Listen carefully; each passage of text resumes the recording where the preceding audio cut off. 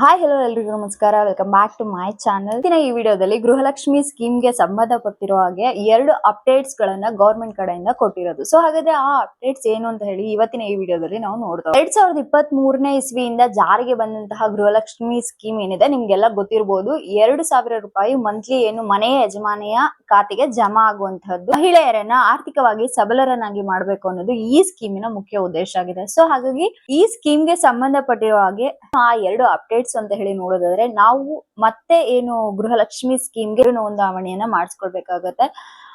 ನಮ್ಮ ಏನು ಹೆಬ್ಬೆರಳಿನ ಗುರುತನ್ನ ಕೊಡೋ ಮೂಲಕ, ಹಾಗೇನೆ ಅದ್ರ ಜೊತೆಗೆ ನಮ್ಮ ಮೊಬೈಲ್ ಸಂಖ್ಯೆ ಕೂಡ ಕಡ್ಡಾಯ ಆಗಿರುತ್ತೆ. ಬಯೋಮೆಟ್ರಿಕ್ ಹಾಗೇನೆ ಮೊಬೈಲ್ ನಂಬರ್ ಕಡ್ಡಾಯವಾಗಿ ನಾವು ಕೊಡ್ಲೇಬೇಕಾಗಿರುತ್ತೆ.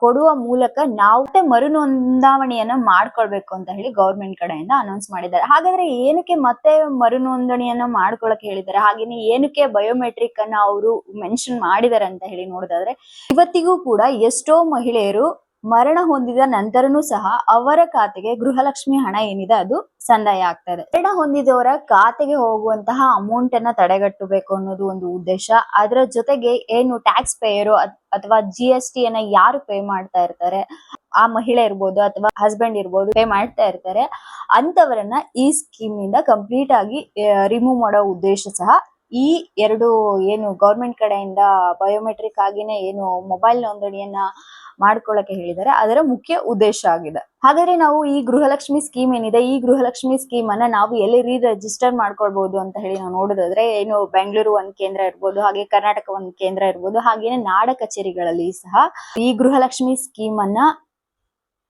ಬಯೋಮೆಟ್ರಿಕ್ ನೀಡೋ ಮೂಲಕ, ಹಾಗೇನೆ ನಮ್ಮ ಮೊಬೈಲ್ ನಂಬರ್ ಅನ್ನ ನೀಡೋ ಮೂಲಕ ಅಗೇನ್ ರಿಜಿಸ್ಟರ್ ಮಾಡ್ಕೊಳ್ಬೇಕು. ಈ ಏನಾದ್ರೂ ನಾವು ಮರು ನೋಂದಣಿ ಮಾಡ್ಕೊಂಡಿಲ್ಲ ಅಂತಂದ್ರೆ ನಮ್ಮ ಖಾತೆಗೆ ಬರುವಂತಹ 2,000 ರೂಪಾಯಿ ಏನಿದೆ ಅದು ಕಂಪ್ಲೀಟ್ ಆಗಿ ರದ್ದಾಗುತ್ತೆ. ಸೊ ಹಾಗಾಗಿ ಆದ ನಂತರವೇ ನಮ್ಮ ಏನು ಮನೆಯ ಯಜಮಾನಿಯರು ಏನಿರ್ತಾರೆ ಅವರ ಖಾತೆಗೆ ಹಣ ಸಂದಾಯವಾಗುತ್ತೆ. ಇಲ್ಲ ಅಂದ್ರೆ ನನಗೆ ಏನು 2,000 ರೂಪಾಯಿ ಮಂತ್ಲಿ ಏನು ಪೇ ಆಗ್ತಾ ಇತ್ತು ಗವರ್ಮೆಂಟ್ ಕಡೆಯಿಂದ ಅದು ಕಂಪ್ಲೀಟ್ ಆಗಿ ಸ್ಟಾಪ್ ಆಗುತ್ತೆ. ಸೊ ಹಾಗಾಗಿ ಬೇಗ ಬೇಗ ಹೋಗಿ ರಿಜಿಸ್ಟರ್ ಮಾಡ್ಕೊಳ್ಳಿ. ನಿಮ್ಮ ಗ್ರಾಮ ಒಂದ್ ಕೇಂದ್ರ ಇರ್ಬೋದು ಅಥವಾ ಕರ್ನಾಟಕ ಒಂದ್ ಕೇಂದ್ರ ಇರ್ಬೋದು ಅಥವಾ ಏನು ನಾಡ ಕಚೇರಿ ಇರ್ಬೋದು, ಹಾಗೇನೆ ಬೆಂಗಳೂರು ಒಂದು ಕೇಂದ್ರಗಳಲ್ಲಿ ಮರು ನೋಂದಾವಣಿಯನ್ನ ಮಾಡ್ಕೊಡ್ತಾರೆ.